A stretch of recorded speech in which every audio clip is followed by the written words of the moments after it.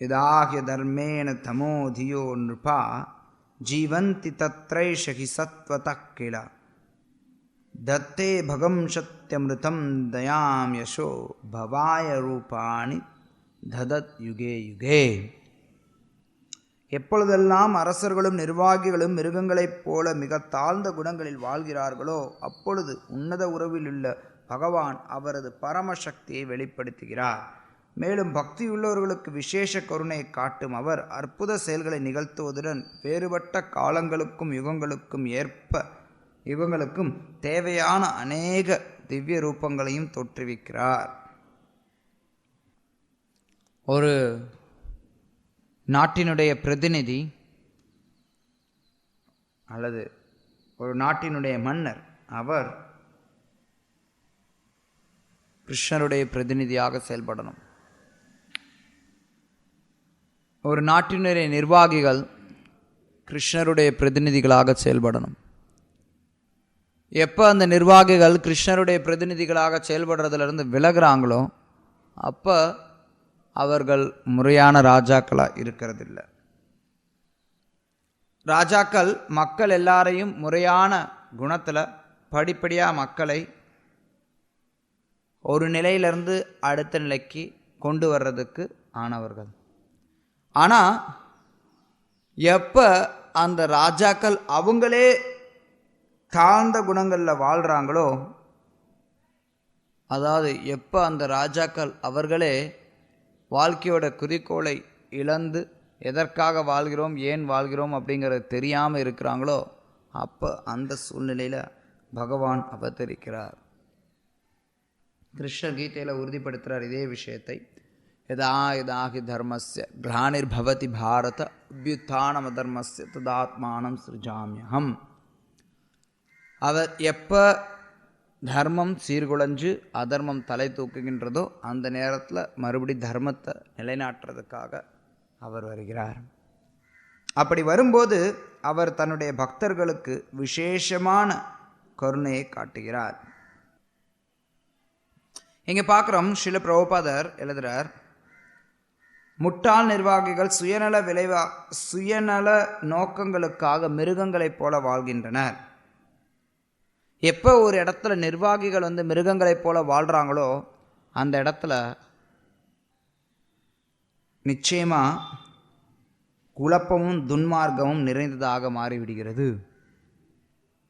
அந்த இடத்துல நிச்சயமாக குழப்பம் வரும். இப்போ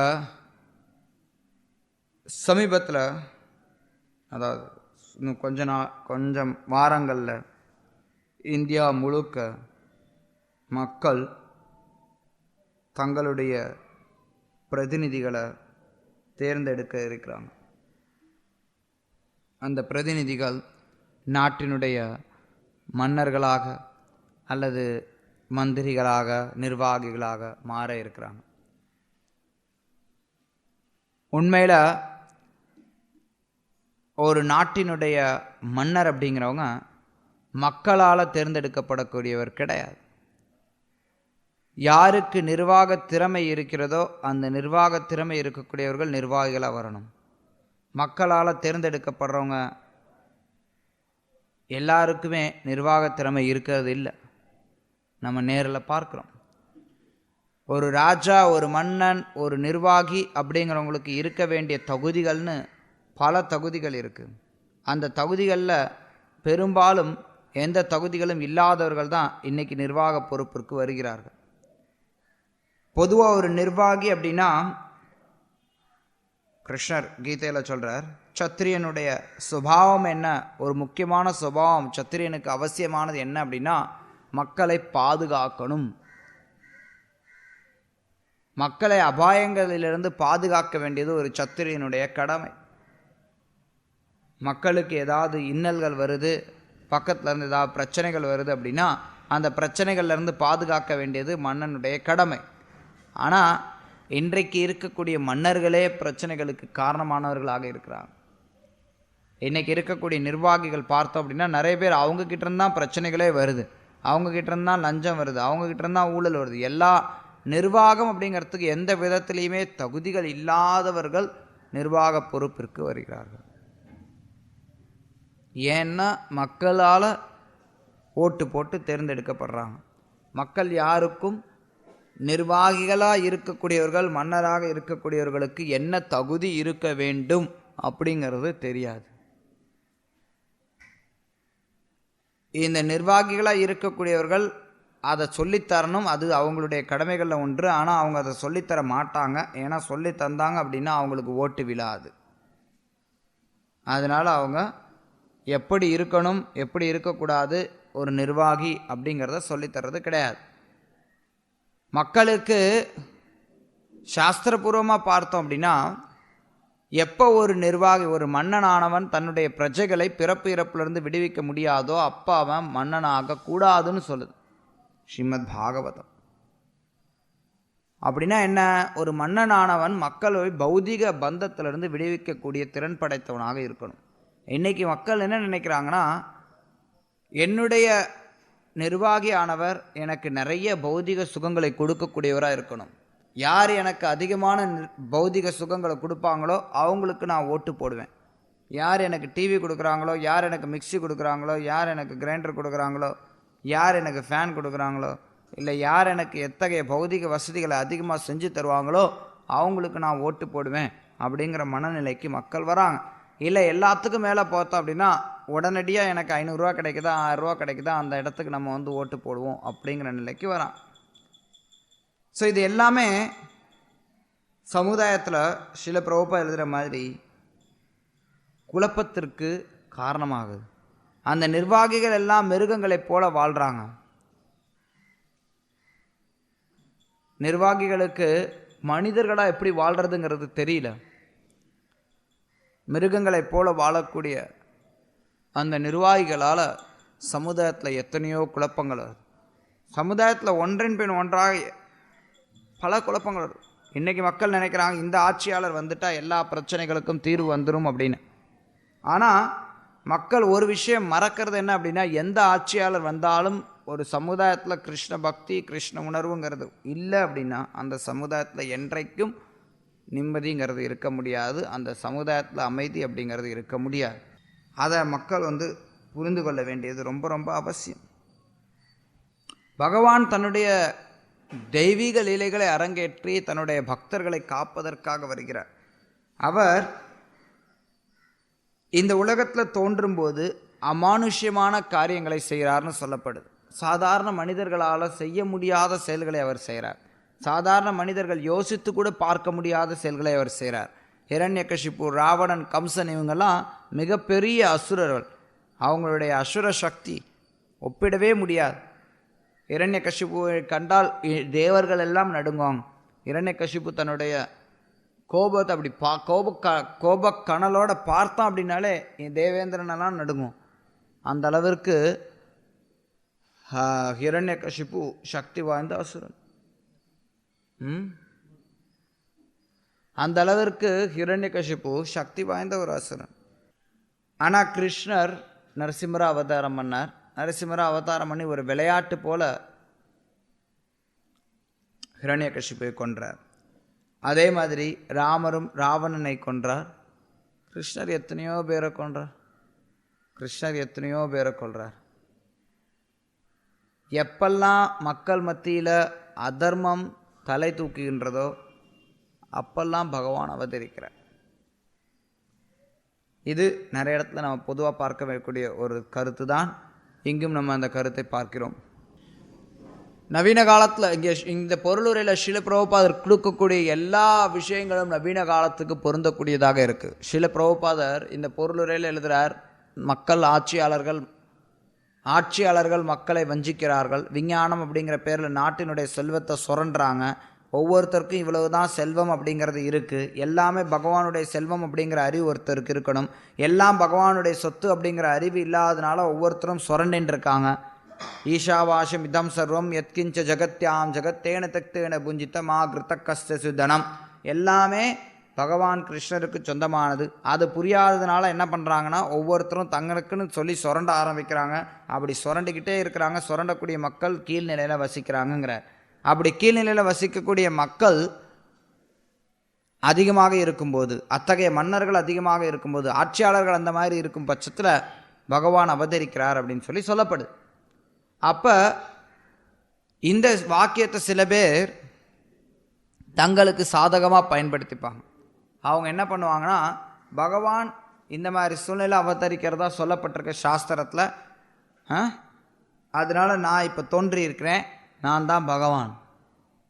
உலகத்தில் எவ்வளவோ மோசமான சூழ்நிலைகள் இருக்குது, இந்த சூழ்நிலையை நான்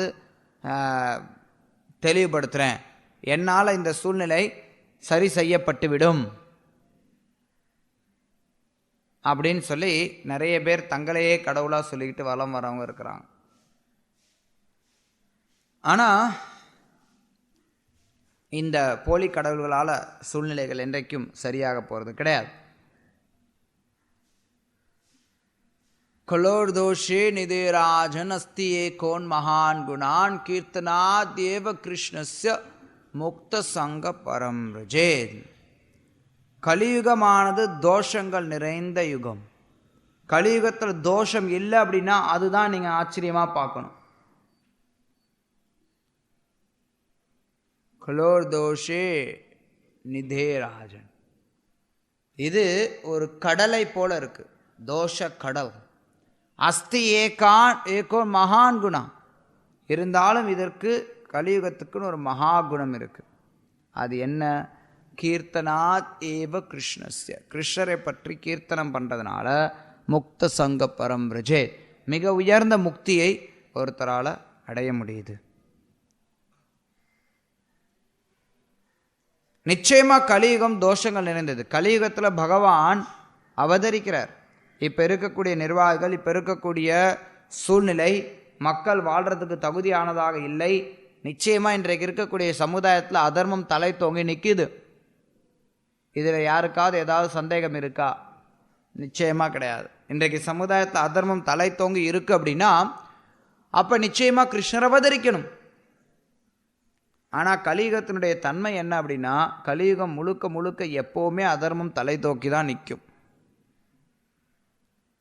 மற்ற சூழ்நிலைகளில் கொஞ்ச நேரம் அதர்மம் தலை தோங்கி நின்னதுன்னா அந்த நேரத்தில் பகவான் அந்த அதர்மத்துக்கு காரணமான நபர்களை அழித்து பக்தர்களை பாதுகாத்து வைத்து சிறப்பாக வச்சிருப்பார்.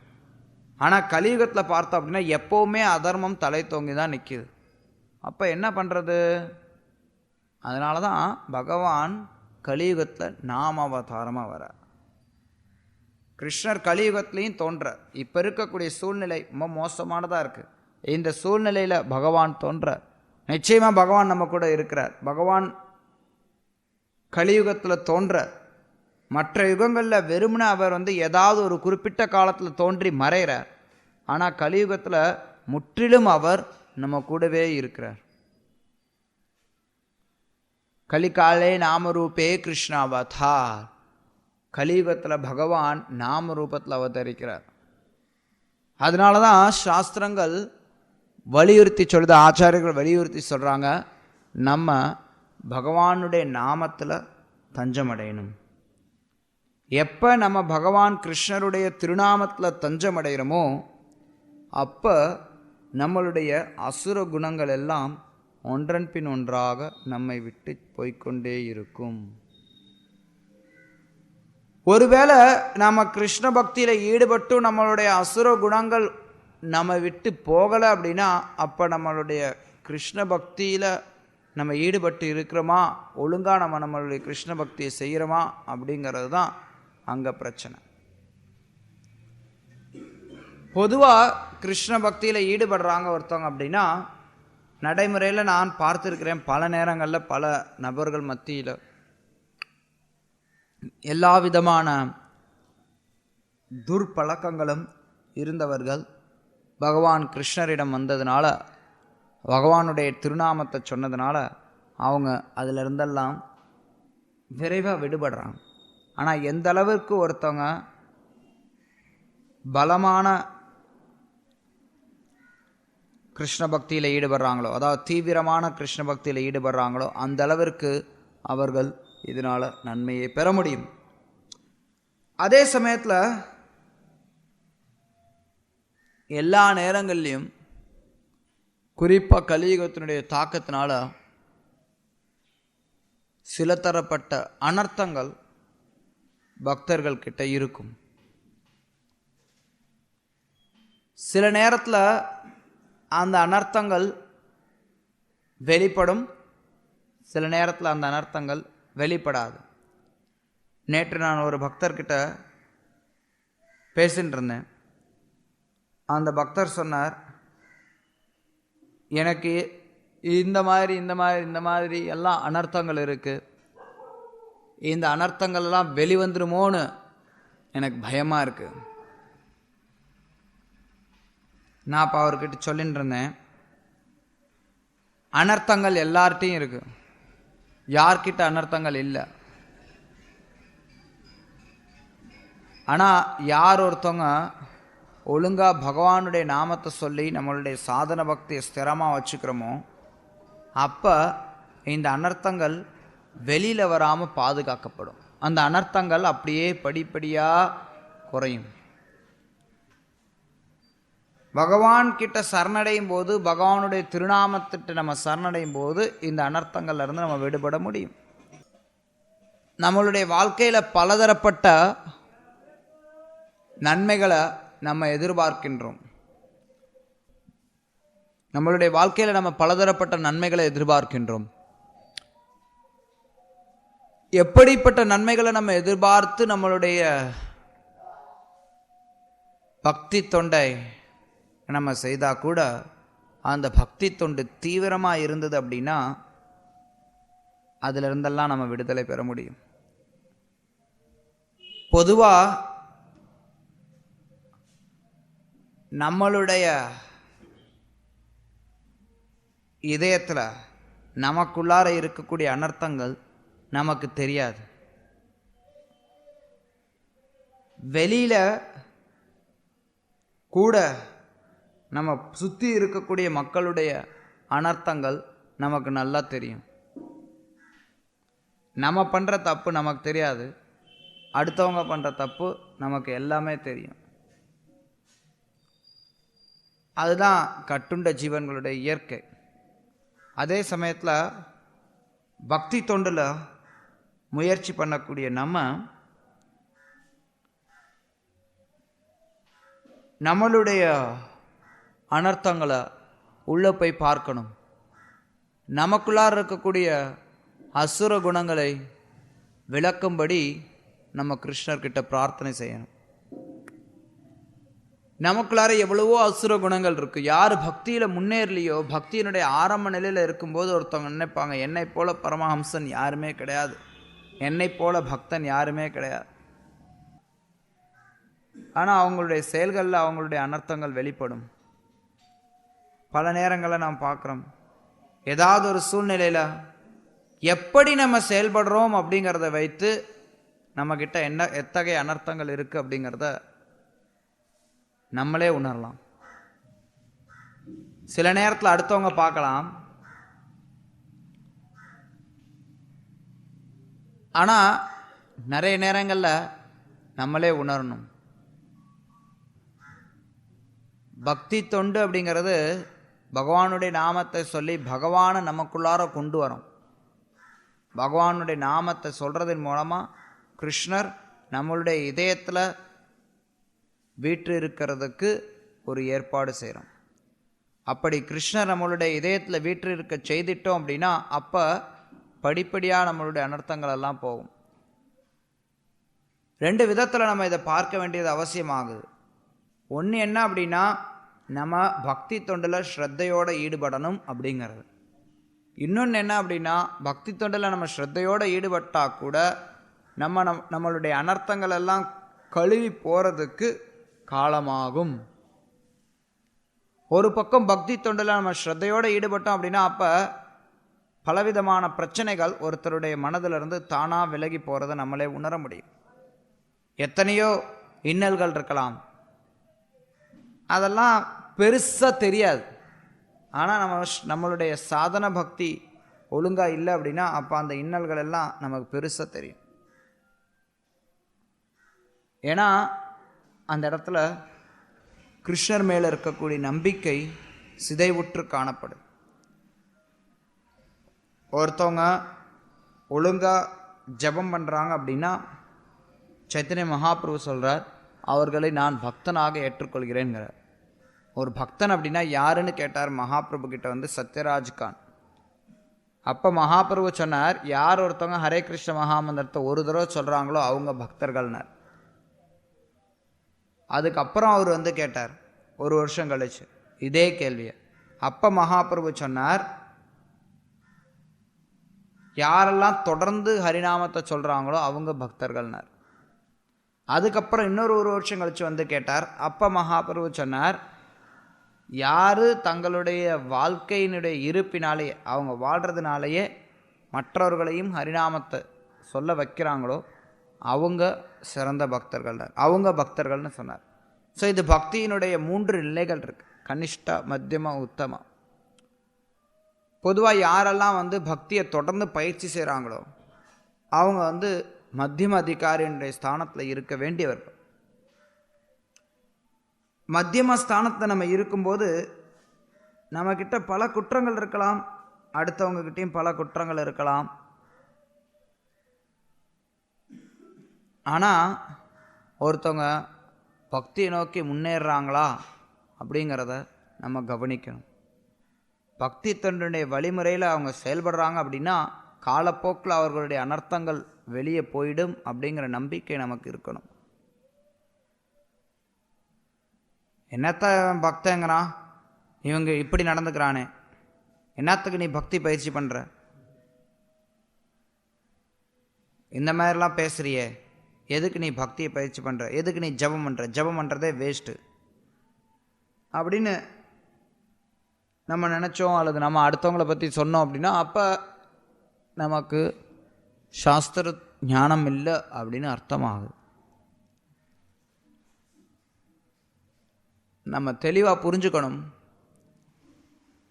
எவ்வளவுதான் ஒருத்தர் அனர்த்தங்கள் நம்ம பார்த்தா கூட அடுத்தவங்க கிட்ட இருக்கக்கூடிய அனர்த்தங்களை மட்டுமே நம்ம பார்க்குறோமோ ஒழிய நமக்குள்ளார இருக்கக்கூடிய அனர்த்தங்களை நம்ம பார்க்கறதுக்கு தவறிடுறோம். நமக்குள்ளாரையும் அனர்த்தம் இருக்குது அப்படிங்கிறத நம்ம உணரணும். சில நேரத்தில் சில பக்தர்களுக்கு மற்றவர்கள்ட்ட இருக்கக்கூடிய அனர்த்தங்களை பார்க்க வேண்டிய பணி இருக்கலாம். அது மாதிரி அத்தகைய பக்தர்கள் மற்றவர்கள்ட்ட இருக்கக்கூடிய அனர்த்தங்களை பார்த்து அதை திருத்தலாம், அதை திருத்தத்துக்கு முயற்சி செய்யலாம். அதே சமயத்தில் ஒவ்வொருத்தரும் அடுத்தவங்ககிட்ட இருக்கக்கூடிய அனர்த்தங்களை பார்த்துக்கிட்டு தாங்கிட்ட இருக்கக்கூடிய அனர்த்தங்களை பார்க்காம வாழ்ந்தாங்க அப்படின்னா அந்த சமுதாயத்தில் அந்த பக்தர்களுடைய சூழ்நிலையில் நிச்சயமாக வளர்ச்சிங்கிறது இருக்காது. சில நேரங்களில் நம்ம பார்க்குறோம், சில பக்தர்கள் ஐய அவர் இப்படித்தான், அவர் அப்படித்தான், இல்லை எதுக்கு எடுத்தாலும் ஏதோ ஒன்று ஏதாவது ஒரு விதத்தில். நம்ம ஊரில் ஒரு பழமொழி சொல்லுவாங்க, ஆகாத மாமியா அங்கே தொட்டா குத்தம், இங்கே தொட்டா குத்தம். இல்லை சில நேரத்தில் அதை மாற்றி கூட சொல்லுவாங்க, ஆகாத மருமக இங்கே தொட்டா குத்தம், அங்கே தொட்டா குத்தம்னு. அது மாதிரி சில நேரத்தில் நம்ம பார்க்குறோம், அவரே ஒரு காரியம் செய்வார், ஆனால் அதே காரியத்தை அடுத்தவங்க செஞ்சாங்க அப்படின்னா அப்போ அது வந்து பெரிய பிரச்சனையாக சுற்றி போட்டு வருவாங்க. ஸோ அடிப்படையில் என்ன அப்படின்னா, ஒரு பக்தன் அப்படிங்கிறவன் கொஞ்சமாவது தத்துவம் தெரிஞ்சவனாக இருக்கணும், தத்துவத்தை நடைமுறைப்படுத்தக்கூடியவனாக இருக்கணும். அப்படின்னா என்னன்னா, யாரெல்லாம் பக்தியினுடைய பாதையில் இருக்கிறாங்களோ அவங்க எல்லாம் முன்னேற்ற பாதையில் இருக்கிறாங்க அப்படிங்கிறத பார்க்கணும். சில நேரங்களில் சில விஷயங்கள் அடுத்தவங்க செய்யக்கூடிய விஷயங்கள் பெரிய குற்றமாக இருந்தது அப்படின்னா அப்போ அது வந்து எப்படி அந்த குற்றத்திலேருந்து நம்ம வெளில கொண்டு வர்றது அப்படிங்கிறதுக்கான முயற்சியில் நம்ம ஈடுபடலாம். ஆனால் அதே சமயத்தில் சிலருக்கு சில அனர்த்தங்கள் வந்து ரொம்ப ஆழமாக இருக்கும். சில அனர்த்தங்கள் ரொம்ப ஆழமாக இருக்கும், ஊறி போயிருக்கும், பல்வேறு ஜென்மங்களாக ஊறினதாக இருக்கும். சில குறிப்பிட்ட அனர்த்தங்கள் இல்லை ஜென்மமாக ஊறினதாக இருக்கும், இந்த பிறவியிலேயே ஊறினதாக இருக்கும், பிறந்ததுலேருந்து பழகினதாக இருக்கும், பிறந்ததுலேருந்து ஒரு தரப்பட்ட வாழ்க்கையை வாழ்ந்தவங்களாக இருக்கலாம். உதாரணத்துக்கு நான் சில நேரங்களில் பார்க்கறதுண்டு, மேலை நாடுகள்லேருந்து யாராவது சில பக்தர்கள் வராங்க நம்ம பார்க்குறோம் அப்படின்னா அவங்கக்கிட்ட சில அனர்த்தங்கள் ஏதாவது இருக்கும். அவங்களுடைய பழக்கத்திலேயே அப்படியே வருஷக்கணக்கில் இருக்கலாம். சில நேரங்களில் இந்த உதாரணத்துக்காக சொல்லணும், சில நேரங்களில் மேலை நாடுகள்லேருந்து வரக்கூடிய பக்தர்களுக்குன்னு சில குறிப்பிட்ட அனர்த்தங்கள் இருக்கும். அதெல்லாம் பார்க்கும்போது ஏன் cleanliness are actually I feel that எனக்கு என்ன தோணுதுன்னா, மேலை நாட்டிலேருந்து வரக்கூடிய பக்தர்கள் நம்ம இந்திய பக்தர்களோட தூய்மையாக இருக்கிறாங்க பல விதத்தில். சில தரப்பட்ட அனர்த்தங்கள் இருக்கலாம். கொஞ்சம் கோபம் வரும் அவங்களுக்கு. குறிப்பாக ஒன்று என்ன அப்படின்னா, நான் குறிப்பாக எந்த விஷயத்த சொல்ல வரேன்னா, அவங்க எத்தகைய வாழ்க்கை முறையை இதுவரைக்கும் வாழ்ந்துருக்கிறாங்க அப்படிங்கிறத நம்ம பார்க்கணும். பக்தி தொண்டை எடுத்ததுக்கப்புறம் அவங்க எப்படி மாறி இருக்கிறாங்கிறத நம்ம பார்க்கணும். அப்போ அந்த பக்தர்கள் பக்தியில் முன்னேறி இருக்கிறாங்கிறத நம்ம பார்க்க முடியும். இப்போ மேலை நாட்டிலேருந்து ஒரு பக்தர் வரார். அவங்க வாழ்க்கை ஃபுல்லாக ஏசியிலே வாழ்ந்தவங்க. அவங்க ஃபேன் இல்லாமல் இருக்க முடியாது அப்படின்னு சொல்கிறாங்க. அப்படின்னா அதுக்கும் சும்மா விசிறிக்கு கூட கஷ்டப்பட்டுட்டு வாழ்ந்துட்டு இருந்தவங்க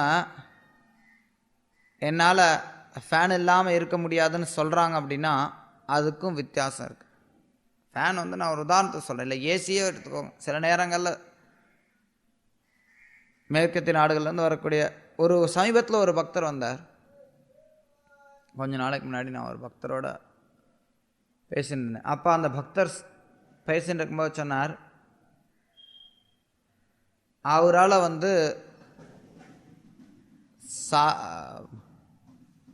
சாதாரண கார்களில் பிரயாணம் பண்ண முடியாது, அவருக்கு ஏசி கார் வேணும் அப்படின்னு சொன்னார்.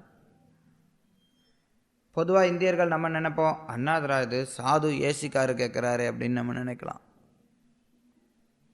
அதாவது அது ஒரு வகையான அனர்த்தம் தான். ஆனால் நீங்கள் சுகதேவ் கோஸ்வாமியுடைய விளக்கத்திலேருந்து நீங்கள் பார்த்தீங்கன்னா, நம்ம கேட்குறது கூட எல்லாமே அனர்த்தம் தான். நம்ம ஃபேன் போடணும்னு நினச்சா அது கூட அனர்த்தம் தான். தலைவாணி வச்சுக்கிட்டோம் அப்படின்னா அதுவே அனர்த்தம் தான். வீடு கட்டணும் அப்படின்னா அதுவும் அனர்த்தம் தான். ஏன்னா அவர் சொல்கிறார், வானம் இருக்குது உனக்கு கூரையா, உனக்கு எதுக்கு கூரைங்கிறார். ஸோ அது மாதிரி நான் என்ன சொல்ல வரேன் அப்படின்னா, சில நேரத்தில் சில பக்தர்களுக்கு அல்லது எல்லா பக்தர்களுக்கும் அவங்க எத்தகைய வாழ்க்கையை கிருஷ்ண பக்திக்கு வர்றதுக்கு முன்னாடி வாழ்ந்துருக்கிறாங்களோ, இல்லை அதுக்கு முன்னாடி பல்வேறு பிறவிகளில் எத்தகைய வாழ்க்கையை அவங்க அனுபவிச்சிருக்கிறாங்களோ, அது அந்த வாழ்க்கை முறையிலிருந்து அவங்க எந்த அளவிற்கு மாறி இருக்கிறாங்க அப்படிங்கிறது அவங்களுடைய முன்னேற்றத்தை காட்டக்கூடிய ஒன்று. இந்தியாவில் பெரும்பாலும் பார்த்தோம் அப்படின்னா, நிறைய பேர் கிருஷ்ண பக்திக்கு வந்தறியும் தன்னையும் பெரிய பக்தனாக நம்ம நினச்சிக்கிறோம். ஆனால் கிருஷ்ண பக்திக்கு வந்ததுக்கப்புறம் என்ன பண்ணியிருக்கிறோம் அப்படின்னு நம்ம பார்த்தோம் அப்படின்னா ரொம்ப குறைவாக இருக்கும். என்ன 4 கட்டுப்பாட்டு விதிமுறைகள் ஒரு பக்கம் இருக்கட்டும், அதை பற்றி நான் பேசலை. நான் சொல்கிறது இதர விஷயங்களில் நம்ம கிருஷ்ண பக்திக்காக நம்ம கிருஷ்ணர் மேலே இருக்கக்கூடிய அன்பை எந்த விதத்தில் நம்ம வெளிப்படுத்தி இருக்கிறோம் அப்படிங்கிறத நம்ம பார்க்கணும். அது அவசியமாகும். அதை விட்டுட்டு நம்மக்கிட்ட ஒரு குறிப்பிட்ட அனர்த்தங்கள் இல்லாமல் இருக்கலாம். ஏன்னா நம்ம அத்தகைய வாழ்க்கை முறையை வாழ்ந்திருக்க மாட்டோம்.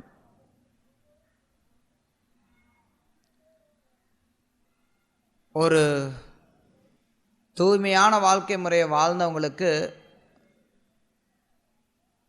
தூய்மையை கடைபிடிக்கிறதுங்கிறது எளிமையானதாக தோன்றலாம். அசுத்தமான வாழ்க்கை முறையை வாழ்ந்தவங்களுக்கு தூய்மையை கடைபிடிக்கிறது அப்படிங்கிறது கொஞ்சம் கடினமானது தான். அப்போ அவங்க தூய்மையை கடைபிடிக்கும் போது அதில் சில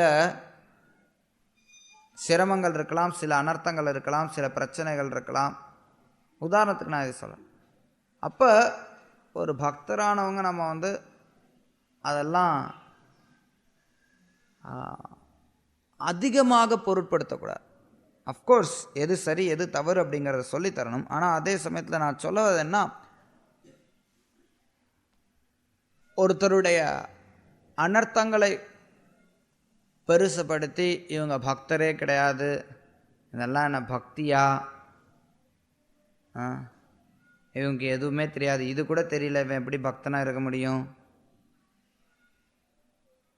அப்படின்லாம் நம்ம நினச்சோம் அப்படின்னா அப்போ நமக்கு பக்தியை பற்றிய அடிப்படை அறிவு இல்லைன்னு அர்த்தம்.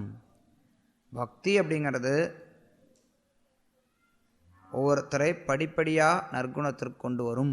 ஒருத்தர் பக்தி தொண்டில் ஈடுபட்டு இருந்தார் அப்படின்னா, எஸ்யாஸ்தி பக்திர் பகவத் அகிஞ்சனா சர்வைர் குணைஸ்தத்ர சமாஷதேஸ்வராக, யார் பகவான் மேலே பக்தி தொண்டில் ஈடுபடுறாங்களோ அவங்களுக்கு தேவர்கள்ட்ட இருக்கக்கூடிய எல்லா நற்குணங்களும் தானாக சேரும்னு சொல்லப்படுது. அதனால் பக்தி தொண்டில் ஒருத்தர் முறையாக சுத்த பக்தியில் எந்த ஒரு தத்துவ ரீதியாக தவறுதலான பாதையில் செல்லாமல்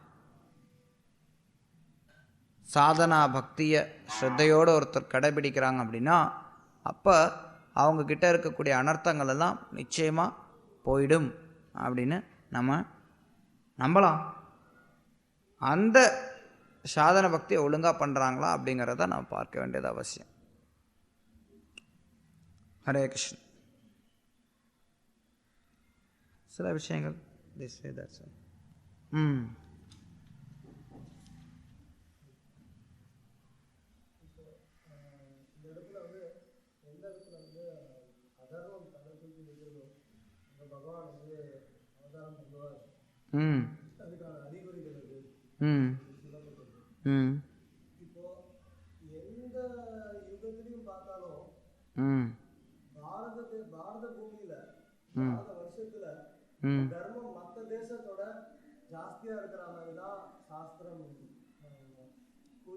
நிச்சயமா அப்படி இருந்தால் எந்த யுகத்துல இருந்தாலும் அதர்மம் கொஞ்சம் பாரத தேசத்தோட மற்ற இடத்துல அதிகமாக தான் இருக்கும். அப்படி இருக்கிறப்ப அவர் ஏன் பாரத தேசத்தில் தோன்றினார்? அந்த தேசத்துல தான் தோன்றணும். சைத்தன்ய மகாபிரபுவோட அவதாரம் கூட எடுத்துக்கலாம். ஏன் இங்க தோணல? ஏன் மேற்கத்திய நாடுகள், ஏன் மேற்கத்திய நாடுகளில் அவர் தோன்றக்கூடாது? ஏன் அவர் இந்த ஊர்ல தோன்ற?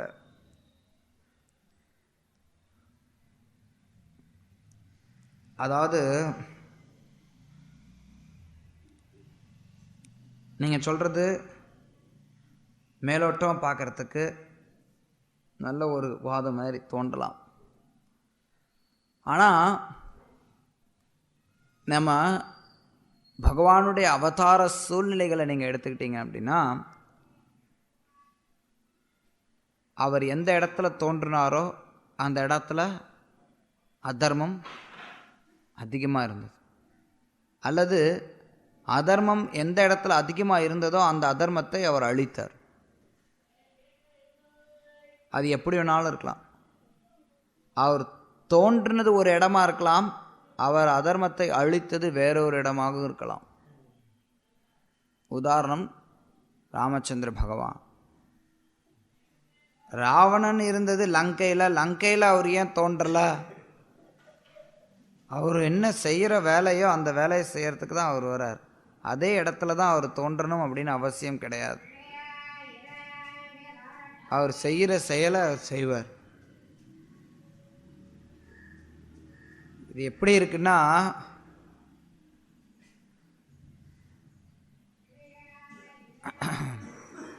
ஸ்ரீல பிரபுபார் உதாரணம் கொடுப்பார். அமெரிக்காவினுடைய அதிபர் இந்தியாவிற்கு வரார் அப்படின்னா அவர் எங்கே வருவார்? டெல்லிக்கு தான் வருவார். அவர் மறைமலை நகரில் இருக்கக்கூடிய ஏதாவது ஒரு பிரச்சனையை தீர்க்கிறதுக்காக கூட வரலாம். ஆனால் அவர் வரும்போது எங்கே வருவார்? டெல்லிக்கு தான் வருவார். அவர் டெல்லியில் வந்து செயல் செஞ்சார்னா மறைமலை நகரில் தானாக வேலை நடக்கும். இது சாதாரண பௌதிக உலகத்திலேயே நடக்கும். அப்படி இருக்கும்போது பகவான்கிட்ட நடக்காதா என்ன? அவர் எங்கே வரணுமோ அங்கே தான் அவர் வருவார். அவருக்கு எந்த இடம் பிரியமானதாக இருக்கோ அந்த இடத்துல தான் வருவார். ஆனால் அவர் வந்த காரியத்தை நிறைவேற்றக்கூடிய சக்தி படைத்தவர். ஸ்ரீல பிரபுபா சொல்வார், சைத்தன்ய மகாபிரபு மேற்கத்திய நாடுகளில் வந்திருக்கலாம். அதான் பிரபுபா இதை சொல்ல நான் சொல்கிறேன். அதாவது சைத்தன்ய மகாபிரபு மேற்கத்திய நாடுகளில் வந்திருக்கலாம். பிரபுபா வேறு விதத்தில் சொல்ல, அதை வச்சு நான் ஒரு ஸ்டேட்மெண்ட் சொல்கிறேன். சைத்தன்ய மகாபிரபு மேற்கத்திய நாடுகளில் வந்திருக்கலாம். ஆனால் அவர் பிரபுபாதர் மூலமாக வந்தார். மகாபிரபு எந்த காரியத்தை நிறைவேற்றணும்னு நினைச்சாரோ அந்த காரியத்தை அவர் நிறைவேற்றினார். எங்கே அவதாரம் பண்ணால் என்ன? அவருக்கு எந்த இடத்துல தோன்றணும்னு பிரியப்படுறாரோ அந்த இடத்துல தான் அவர் தோன்றுவார். ஆனால் அவர் எந்த காரியத்துக்காக வராரோ அந்த காரியத்தை அவர் நிறைவேற்றுவார். அது பத்தாதா?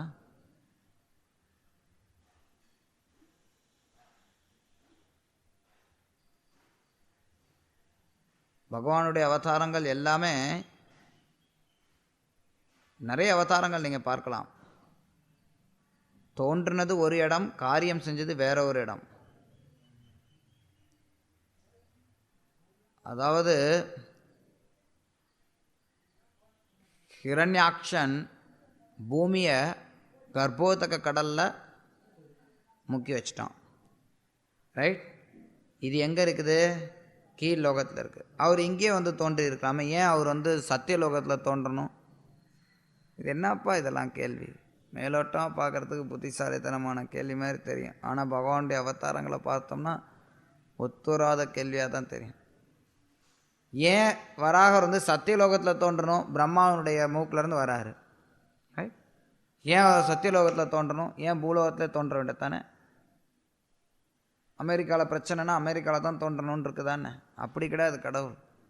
அவருடைய சக்தி அப்படி கிடையாது. அவர் எங்கே எப்படி வேணாலும் தோன்றதுக்கு முழு சுதந்திரம் வாய்ந்தவர். அதனால் பாரத வருஷத்தில் தர்மம் எப்போது நல்லா தானே இருந்தது. இங்கே தோன்றி இருக்கலாமே. இங்கே தோன்றினார், அங்கே தோன்றி இருக்கலாமே. அங்கே இதை விட மோசமாக தானே இருக்கும். மோசமான இடத்துல தான் தோன்றணும்னு அவசியம் கிடையாது. எங்கே வேணாலும் அவர் தோன்றுவார். அதில் குறிப்பாக அவர் வந்து பாரத வருஷத்தை அவர் வந்து தேர்ந்தெடுக்கிறார் அப்படின்னா, பாரத வருஷத்தை அவர் தேர்ந்தெடுக்கிறார் அப்படின்னா அதுக்கு சில காரணம் இருக்குது. அவருக்கு இது பிடித்த இடம். அவர் எங்கே தோன்றேன்னு சொல்கிறார். இந்த பாரத வருஷத்தை அவர் வந்து கலாச்சாரம் பண்பாட்டிற்கு உரிய ஸ்தானமாக அவர் வைக்கிறார். அது அவருடைய விருப்பம். பாரத வருஷம் அப்படிங்கிறது எப்படி அதாவது சில பிரபுபா இந்த உதாரணம் கொடுப்பார். இந்தியாவில் அமெரிக்கன் எம்பசி இருக்குது. ஸோ அமெரிக்காவிலேருந்து வர்றவர் இந்தியாவுக்கு வந்தால் கூட அமெரிக்கன் எம்பசிக்கு தான் வருவார். அமெரிக்க ஜனாதிபதி அமெரிக்கன் எம்பசிக்கு வருவார். அந்த எம்பசிக்குள்ளார பார்த்தோம்னா எல்லா விதிமுறைகளும் அமெரிக்காவில் எப்படி இருக்குதோ அந்த மாதிரி இருக்கும். அதே மாதிரி இந்த உலகத்தில் பகவான் வரும்போது அவர் இங்கே ஒரு எம்பசி வச்சுருக்கிறார். அந்த எம்பசிக்குள்ளார தான் அவர் வருவார். இங்கே எப்போவுமே அந்த இடங்களில் எப்போவுமே பௌதிக விதிமுறைகள் செல்லாது. அது ஆன்மீக விதிமுறைகள் தான் செல்லும். ஸோ அதுதான் பகவான் ஸ்பெசிஃபிக்காக குறிப்பிட்ட இடங்களில் தோன்றார். கிருஷ்ணர் தோன்றினார் கம்சனை அழிக்கிறதுக்காக, மதுராவிலேயே தோன்றினார், அவங்க குடும்பத்திலேயே தோன்றினார். ராமர் அப்படி தோன்றலாம். அது மட்டும் இல்லாமல் இது ஒரு கோணம். இன்னொரு கோணத்திலேருந்து பார்த்தோம் அப்படின்னா அசுரர்களும், அதாவது பாரத பூமி அப்படிங்கிறது எல்லா ஹரே கிருஷ்ணன் ஹரே கிருஷ்ணன் பாரத பூமி அப்படிங்கிறது எல்லா விதத்துலேயுமே பெருசாக தான் இருந்தது. அசுரர்களும் பார்த்தோம் அப்படின்னா இங்கேருந்து அசுரர்கள் தான் பெரிய அசுரர்களாக இருந்திருக்கிறாங்க. அமெரிக்காவில் இதை விட பெரிய அசுரன் இருந்தான் அப்படிங்கிற மாதிரிலாம் நம்ம எதுவும் பார்க்கல. ஐரோப்பாவில் இதை விட பெரிய அசுரன் இருந்தாங்கிற மாதிரிலாம் நம்ம எதுவும் வரலாற்றில் பார்க்கல. பெரிய பெரிய அசுரர்கள் கூட இதே பாரத பூமியில் தான் இருந்திருக்கிறாங்க, அல்லது அக்கம் பக்கத்தில் தான் இருந்திருக்கிறாங்க. கிருஷ்ணர் மதுராவில் தோன்றினார் கம்சனை அழிக்கிறதுக்காக. அதே சமயத்தில் அவர் இன்னொரு காரியத்தையும் பண்ணார். அதே மதுராவில் இருந்துட்டு, அதே குருக்ஷேத்திரத்தில் இருந்துட்டு உலகத்தில் இருக்கக்கூடிய எல்லா அசுரர்களையும் கூட்டிகிட்டு வந்து ஒரே இடத்துல கொண்டுட்டார். அதையும் அவர் செஞ்சார். ஸோ அதனால் அவருடைய வேலை எப்படி இருந்தாலும் அவரால் நிறைவேற்றிக்கிறதுக்கு அவருக்கு தெரியும்.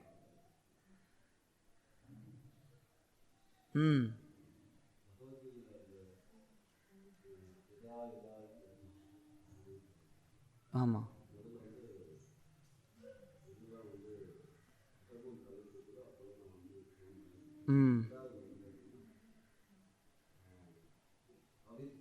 பக்தர்களை காத்து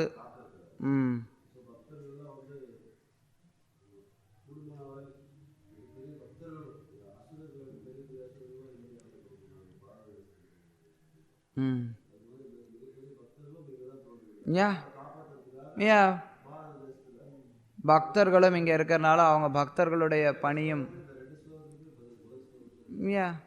பக்தர்களை பாதுகாக்கிறதுக்காகவும் அவர் இந்த பக்தர்களும் இங்கே தான் இருந்தாங்க. பக்தர்களோட லீலை செய்கிறதுக்காகவும் அவர் வருகிறார். அந்த பக்தர் எல்லாரையும் அவர் இங்கே வச்சுக்கிறார். பகவான் வந்து சும்மா தனியாக போய் அவர் காரியத்தை செய்கிறது கிடையாது. அவர் எப்போவுமே அவருடைய சகாக்களோட வரார். எப்போவுமே பக்தி தொண்டில் மக்களை கவர்றதுக்காக வரார். அதில் கவரக்கூடிய திறன் படைத்தவர்களாக இருக்கிறாங்க பாரத தேசத்தில் இருக்கக்கூடியவர்கள். ஏன்னா இங்கே அந்த பண்பாடு கலாச்சாரம் ஏற்கனவே கிருஷ்ணர் கொடுத்து வச்சுருக்காரு. அதனால் அது செயல்படுது.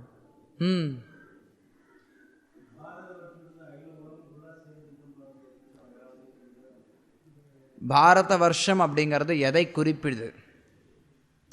நல்ல கேள்வி. பாரத வருஷம் அப்படிங்கிறது பல நிலைகளில் பல பகுதிகளை சொல்லலாம். உண்மையில் பாரத வருஷம் அப்படிங்கிறது நம்ம பார்க்கக்கூடிய அகில உலகத்தோட பெருசு.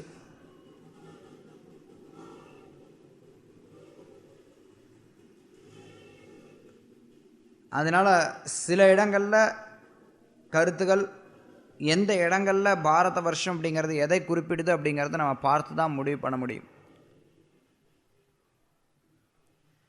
ஸ்ரீல பிரபுபாதர்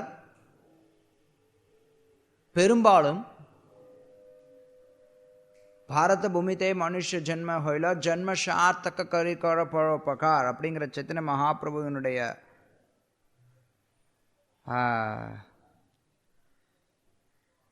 மகாபிரபுவினுடைய வாக்கியத்தை விளக்கும்போது பாரத வருஷம் அப்படிங்கிறது இன்றைக்கு இருக்கக்கூடிய ஏறக்குறைய இந்தியாவை அவர் வந்து குறிப்பிட்டு சொல்வார். ஆக்சுவலி அகண்ட பாரதத்தை சொல்வார். அகண்ட பாரதம் அப்படிங்கிறது பாகிஸ்தான், பங்களாதேஷ் இதெல்லாம் சேர்ந்தது. அதுவும் உண்மையில் பாகிஸ்தான் கூட பாதி பாகிஸ்தான் வரும். கொஞ்சம் ஆப்கானிஸ்தான்லேயும் வரும், பாரத தேசத்துக்குள்ளார வரும். ஸோ அது வந்து ஒரு அளவு. இன்னொரு அளவு எடுத்திங்கன்னா மொத்த உலகத்தையும் சேர்க்கலாம். இன்னொரு அளவு எடுத்திங்கன்னா இந்த நம்ம பூமி மொத்தம் அது இல்லாமல் மொத்தத்தையும் சேர்க்கலாம். So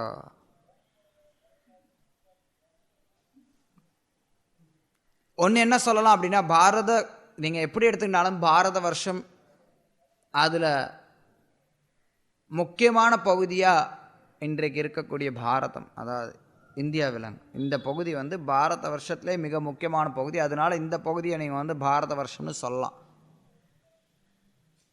right. இப்போ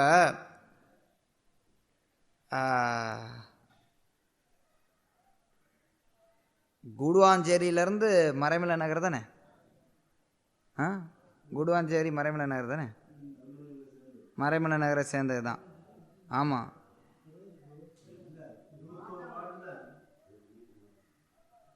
ஆ 21 வார்டில் வந்து கூடுவாஞ்சேரி கிடையாது. ஓகே, சரி, தைலாவரத்துலேருந்து வச்சுக்கோங்க. ஓகே, எது ஓகே, வல்லாஞ்சேரி வரைக்கும் வச்சுக்கோங்கப்பா. வல்லாஞ்சேரி வரைக்கும் மறைமலை நகரோட சேர்ந்தது தான், எல்லாம் சேர்ந்து மறைமலை நகர்னு சொல்லலாம். ஆனால் அதே சமயத்தில் வல்லாஞ்சேரின்னு சொல்கிறோம். மறைமலை நகர்னு ஸ்பெசிஃபிக்காக சொல்லும்போது இந்த ஒரு குறிப்பிட்ட ஏரியா மட்டும் நம்ம சொல்கிறோம். எங்கே இருக்கிறீங்க, இவர் எங்கே இருக்கிறாருன்னு கேட்டால் தைலாவரம்னா சொல்லுவார், மறைமலை நகர்னு முதல்ல சொல்ல மாட்டார்.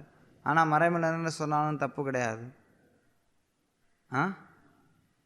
அந்த மாதிரி தான் மொத்தமே பாரத வருஷம்தான் ஒரு விதத்தில்.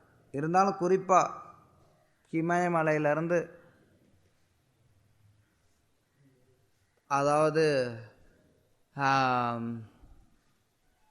இமயமலையிலேருந்து சேத்து வரைக்கும் சாஸ்திர வார்த்தை. மேலே இமயமலையிலேருந்து சேத்துனா ராமேஸ்வரம் வரைக்கும், சேது சமுத்திரம், அது வரைக்கும் பாரத தேசம்னு சொல்லப்படுது. From something like that. Anyway, சிந்துலேருந்து இந்த பக்கம் கங்கா வரைக்கும், பிரம்மபுத்திரா வரைக்கும், கங்கா பிரம்மபுத்திரா சேர்ந்து வர்ற வரைக்கும்.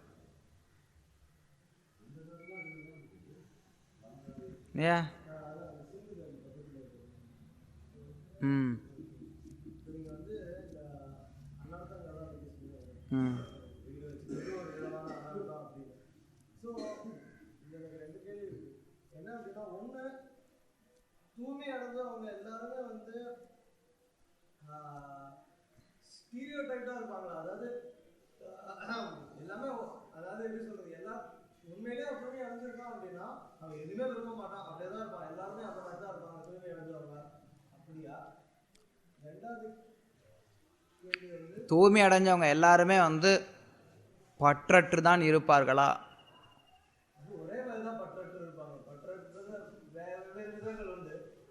நிச்சயமா தூய்மை அடைந்தவர்கள் பற்றற்று தான் இருக்கணும். பற்றற்று இல்லை அப்படின்னா அவங்க தூய்மை அடையலன்னு அர்த்தம்.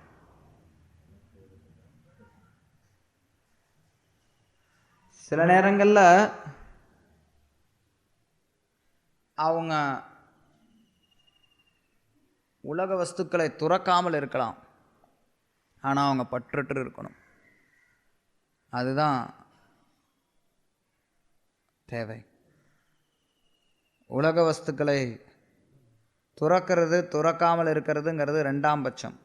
உலக வஸ்துக்கள் மேலே இருக்கக்கூடிய விருப்பத்தை விடணும். அனாசக்தஸ்ய விஷயான் யதார்கம் உபயுஞ்சதக நிர்பந்தே கிருஷ்ண சம்பந்தே யுக்தம் வைராக்கியம் உச்சதே. அதுதான் உண்மையான துறவு.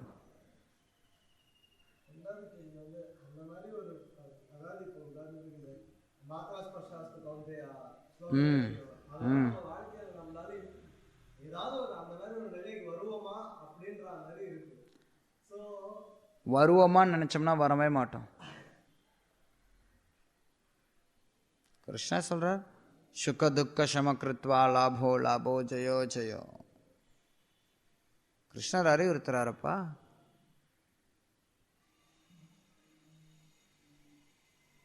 அதாவது கிருஷ்ணர் அங்க சொல்றது எப்படின்னா, நிறைய நேரங்களில் நம்ம பக்தர்கள் இந்த விஷயங்கள்லாம் கொஞ்சம் மாற்றி மாற்றி புரிஞ்சுக்கிறது வழக்கம். சரி, உங்ககிட்ட திருப்பி கேள்வி கேட்குறேன். மாத்ரா ஸ்பர்ஷாஸ்து ஸ்லோகத்தில் கிருஷ்ணர் என்ன சொல்றார்?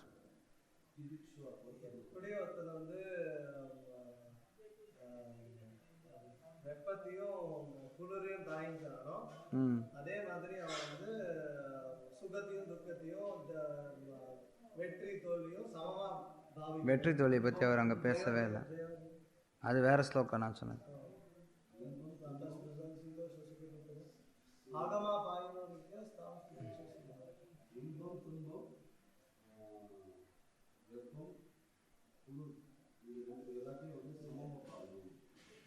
அப்படியா சொல்றாரு?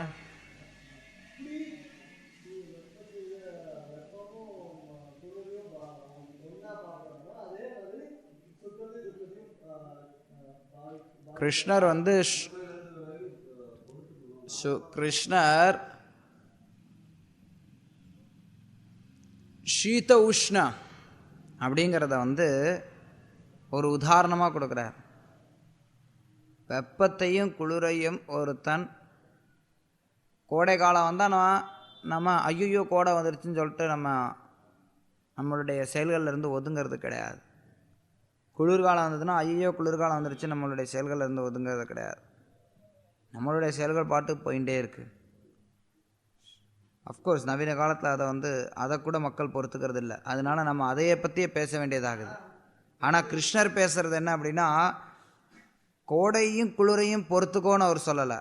அவர் பேசுகிறது என்னென்னா, கோடையும் குளிரையும் பொறுத்துக்கிற மாதிரி சுகத்தையும் துக்கத்தையும் பொறுத்துக்கொள்கிறார். நீங்கள் கோடையும் குளிரையுமே பொறுத்துக்கிறது இல்லை, சுகத்தையும் துக்கத்தையும் எங்கே பொறுத்துக்க போகிறீங்க நீங்கள்? ஸோ எனிவே கிருஷ்ணர் சொல்லக்கூடிய பாயிண்ட் என்னன்னா, சுகத்தையும் துக்கத்தையும் பொறுத்துக்கணும். கோடையும் குளிரையும் பொறுத்துக்கிறோம். கோடையும் குளிரையும் பொறுத்துக்கிறோம் அப்படின்னா அப்போ நமக்கு கோடை வெயில் ஜாஸ்தி இருந்தாலும் எனக்கு வெயிலே தெரியல அப்படிங்கிறது அர்த்தம் கிடையாது. பட் பொறுத்துக்கிறோம், அந்த நிலைக்கு வரணும். ஆமாம், நிச்சயமாக வந்து தான் ஆகணும். சுக துக்கத்தை பாவிக்கக்கூடிய நிலைக்கு வருமானு தெரியல, வருமானு தெரிலன்னா wait for more and more life, அவ்வளோதான். பற்பல ஆயுள் காலத்துக்கு காத்திருக்க வேண்டியது தான். வருவோமான்னு தெரியல அப்படின்னா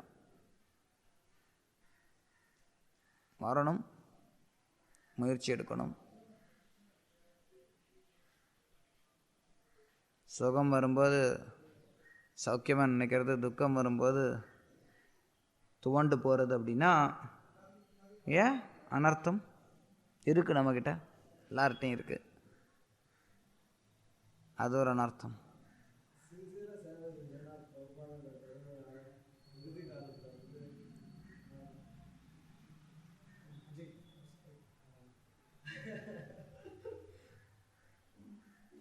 சின்சியராக சேவை பண்ணால் சின்சியராக சேவை பண்ணோம் அப்படின்னா இறுதி காலத்தில் நீ உருப்படா வேண்டா வெட்டியா எந்த ஒரு பக்தி ஏதோ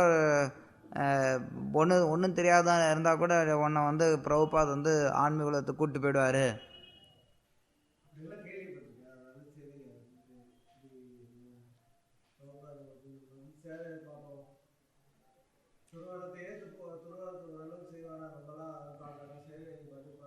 தட்ஸ் ஒன் லெவல், ஒரு லெவல். அது ஒழுங்காக ஜெபம் பண்ணி ஒழுங்காக நம்மளுடைய சேவையை பார்த்துட்டு நம்ம போனோம் அப்படின்னா அடுத்த பிறவி நமக்கு நல்ல பிறவியாக கிடைக்கும்.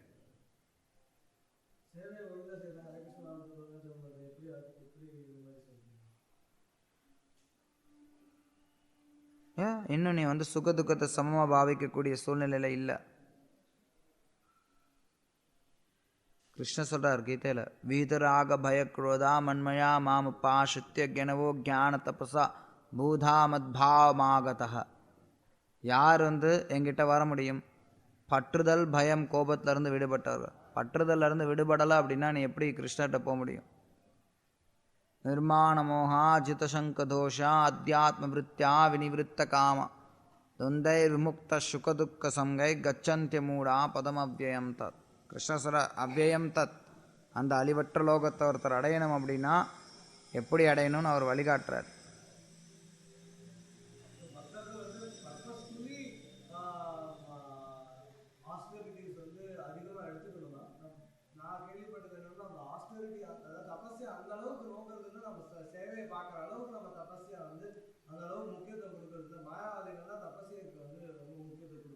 நான் இப்போ தபஸ்யா பற்றியே பேசலையே, நீ ஏன் தபஸ்யா பற்றி கொண்டு வர?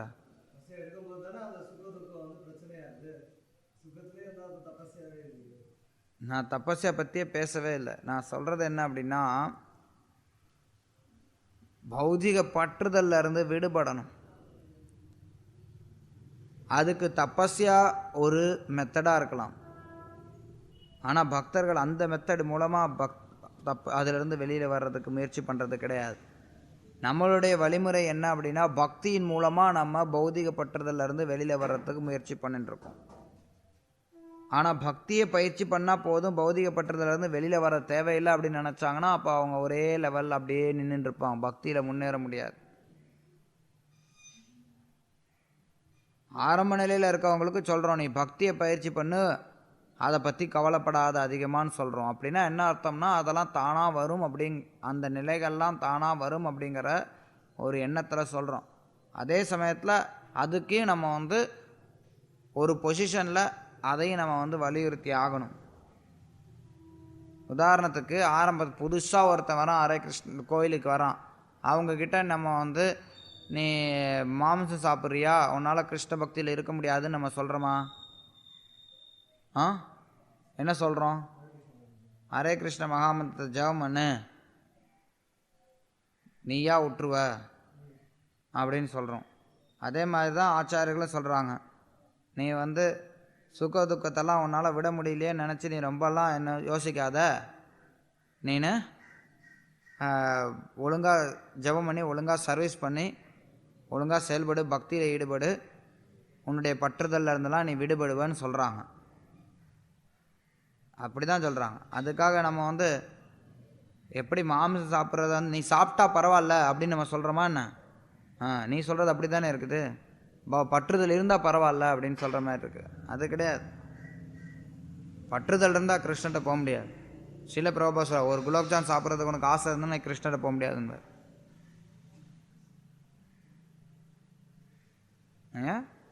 ஆரம்பத்தில் வர்றவங்களுக்கு அவர் தான் குலோப்ஜாம் போட்டு போட்டு கொடுத்தாரு.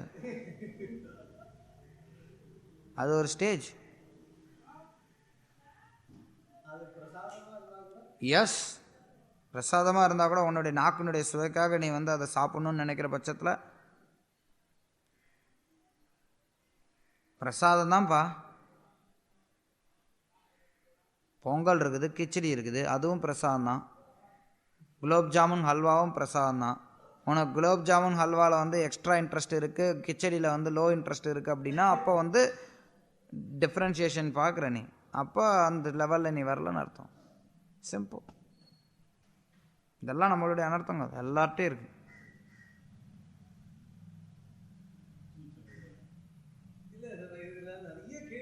நான் அப்படி சொல்லவே இல்லையே, நான் ஸ்வீட் சாப்பிடக்கூடாதுன்னு சொன்னேன்னா?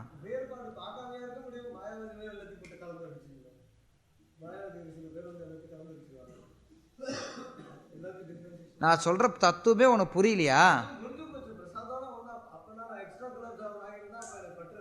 எஸ்,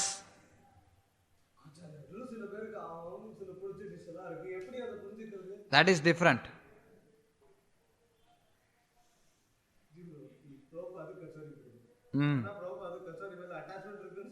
எஸ், ஏன்னா ஆச்சாரியர்கள் சில நேரத்தில் சில குறிப்பிட்ட உணவு வகைகள் அவங்களுக்கு பிடிச்சிருக்கு அப்படின்னா அது அவங்களுடைய சொரூபத்தோட தொடர்புடையதாக இருக்கலாம்.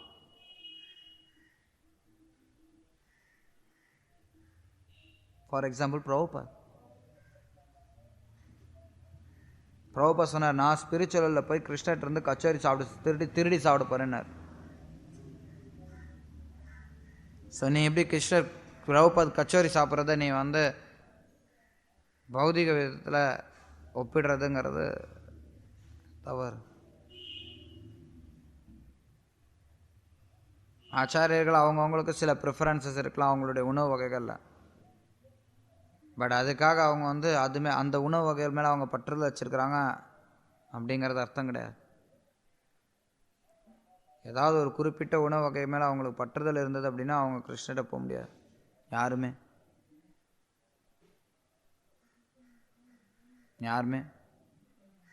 கிருஷ்ண பக்தர் அப்படின்னா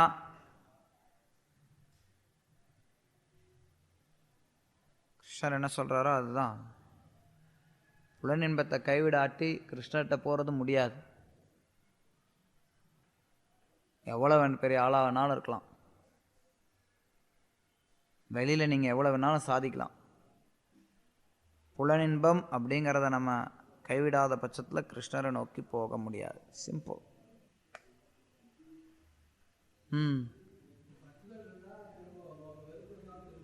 நிச்சயமா நிச்சயமா.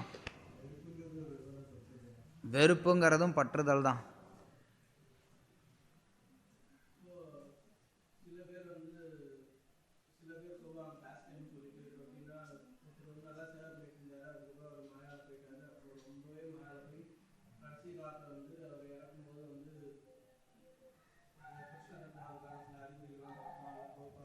ஏன் சில நேரத்தில் கிருபா சித்திக்காக வெயிட் பண்ணாதீங்க. கிருபா சித்தி அந்த மொமெண்ட்டில் அவங்க பற்றுதலை கைவிட முடியும். பற்றுதல் இருந்ததுன்னா பிரபுபா சொல்வார், பிரபுபாத் எழுதுகிறார் பகவத்கீதா 2வது அத்தியாயத்தினுடைய ஒரு பொருளுரையில், கட்டுவாங்க மன்னர் ஒரே நிமிஷத்தில் பக்குவத்தை அடைகிறார். ஏன்னா அவருக்கு பகவானுடைய கிருப்பையினால் ஒரே நிமிஷத்தில் கூட ஒருத்தருக்கு பௌதிகப்பட்டது மொத்தத்தையும் வேரோட எடுக்க முடியும்.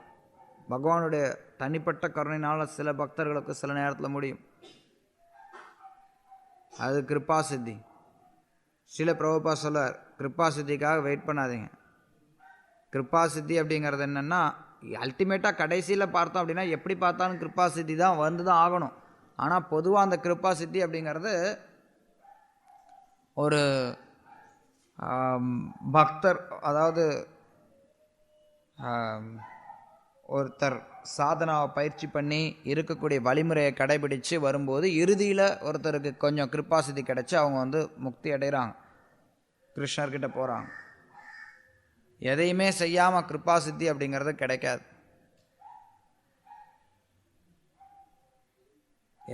ஏதாவது ஒரு பாயிண்ட் இருக்கணும்.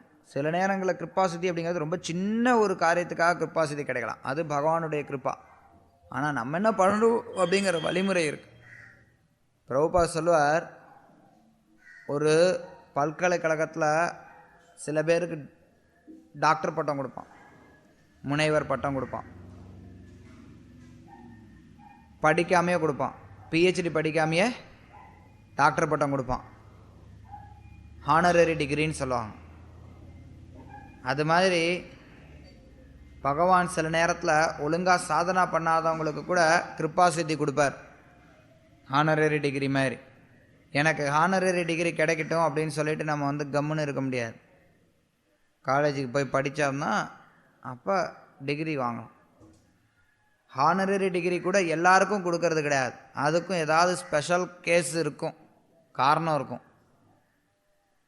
சில நேரத்தில் யாராவது ஆச்சாரியர் உளமாற அவர் அந்த நபர் மேலே அவ்வளோ ஒரு திருப்தி அடைஞ்சிருப்பாங்க, அப்போ அந்த ஆச்சாரியர் அவங்கள கூட்டிகிட்டு போகலாம். அதெல்லாம் ஹானரரி டிகிரி வாங்குற மாதிரி. ஹானரரி டிகிரி எனக்கும் கிடைக்கும்னு சொல்லிட்டு நம்ம பள்ளிக்கூடத்துக்கு போகாமல் வீட்டிலே உட்காந்துட்டு இருந்தோம்னா ஹானரரி டிகிரி கிடைக்காது, நரகலோகம் தான் கிடைக்கும்.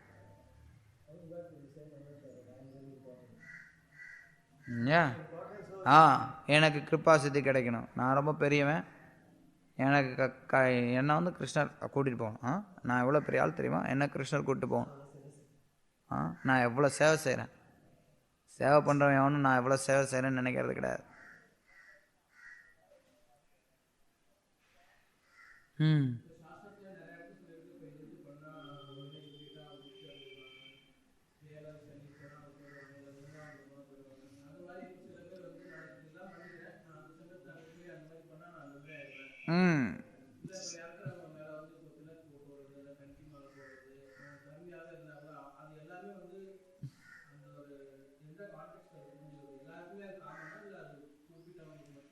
நல்ல பிறவி கிட்டும். சொல்பமப்யஸ்ய தர்மஸ்ய த்ராயதே மஹதோ பயாத்.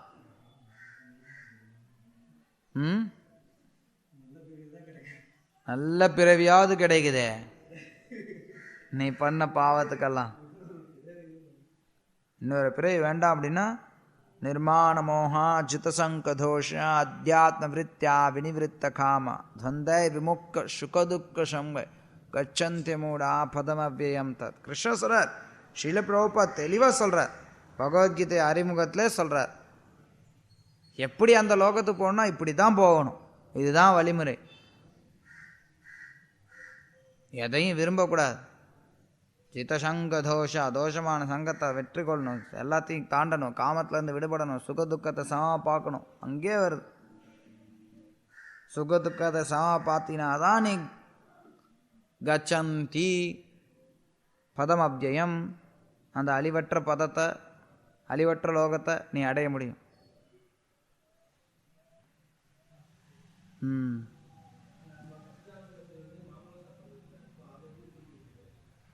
பக்தி சித்தாந்த டாக்கர் மாம்பழம் சாப்பிட்றத விட்டார். அதை எப்படி புரிஞ்சுக்கிறது? அதுலேயே புரிஞ்சுக்கலாமே. கிருஷ்ணருக்கு கொடுக்காம நான் சாப்பிட்டேன், நான் ஒரு அபராதி, அதுக்காக என் வாழ்க்கை ஃபுல்லாக நான் சாப்பிட மாட்டேன் அப்படின்னு சொல்லி அவர் விரதம் எடுத்தார்.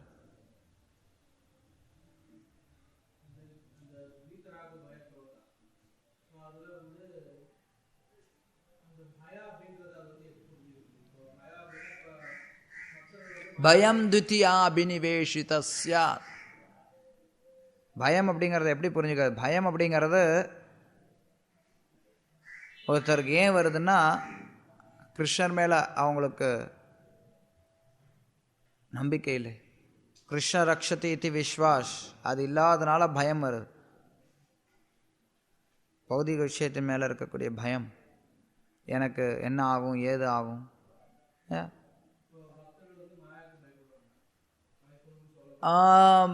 இது கொஞ்சம் கான்டெக்சுவலான ஸ்டேட்மெண்ட். பக்தர்கள் வந்து மாயாக்கு பயப்படணும். பக்தர்கள் மாயக்கிட்ட கவனமாக இருக்காங்க, நிச்சயமாக பயப்படணும் அப்படிங்கிறது சில நேரத்தில் சொல்லப்படுது. அது காரணம் என்னென்னா, பக்தர்கள் மாயிட்ட கவனமாக இருக்கணும். அதே சமயத்தில் பக்தர்கள் ஒரு பொசிஷனில், அதாவது நம்ம ஆரம்ப நிலையில் இருக்கிறப்ப நம்ம வந்து மாயை கண்டு பயப்படுறோம். அதே சமயத்தில் கிருஷ்ணர் மேலே இருக்கக்கூடிய நம்பிக்கை, கிருஷ்ண ரக்ஷதி இது விஸ்வாஸ், அதுதான் மேலோங்கி இருக்கணும். பயம் மேலோங்கி இருக்கக்கூடாது.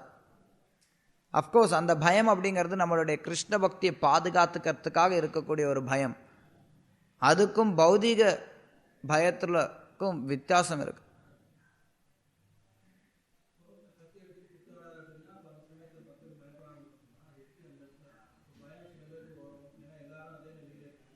பயம் அப்படின்னு நீங்க சொல்லக்கூடியது என்னன்னா,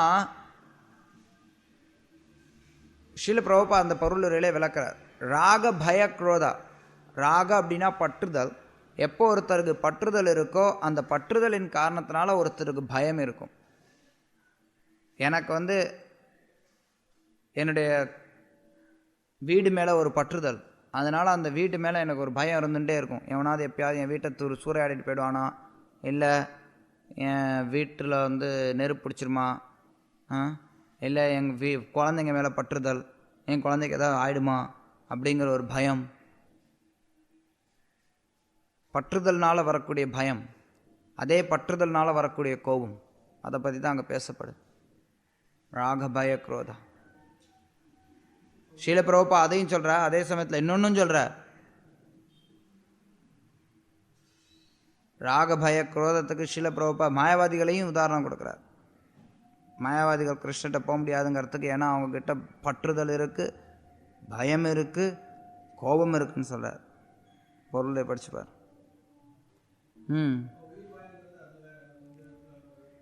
உயிர் பயம் அப்படிங்கிறதும் அவசியம் இல்லாத ஒன்று தான். எதுக்கு உயிர் பயப்படணும்? கத்தி எடுத்து குத்த வரான், ஒன்றும் நகர முடியாது, ஓகே ஹரே கிருஷ்ணா பாஸ். அதுக்கு மேலே என்ன பண்ண முடியும்? பயந்தா மட்டும் என்ன பண்ண முடியும்? Look at Pralhad. பயந்தா மட்டும் நீ என்ன பண்ண முடியும் சொல்ல? பக்தர்கள் பொதுவாக யாராவது ஒருத்தவங்க நம்ம தாக்க வராங்க அப்படின்னா கொஞ்சம் புத்திசாலித்தனமாக அதுலேருந்து எப்படி தப்பிக்கிறது. நம்மளுடைய கிருஷ்ணருடைய சேவைக்காக நம்ம இன்னும் கிருஷ்ண பக்தியில் அந்தளவுக்கு முன்னேறல. நம்ம கிருஷ்ண பக்தியில் செய்ய வேண்டிய பணிகள் இருக்குது. நம்ம அதனால் அதுலேருந்து எப்படி நம்ம தப்பிக்கிறது அப்படிங்கிறதுக்கு முயற்சி செய்யலாம். அது தவறு கிடையாது. அதனால் யாராவது கத்தி எடுத்து குத்த வரோம் அப்படின்னா நீ நின்றுக்கிட்டே இரு அப்படின்னு நான் சொல்ல வரல. ஆனால் அதே சமயத்தில் அது அந்த உடல் மேலே இருக்கக்கூடிய பற்றுதல்லேருந்து வரக்கூடாது.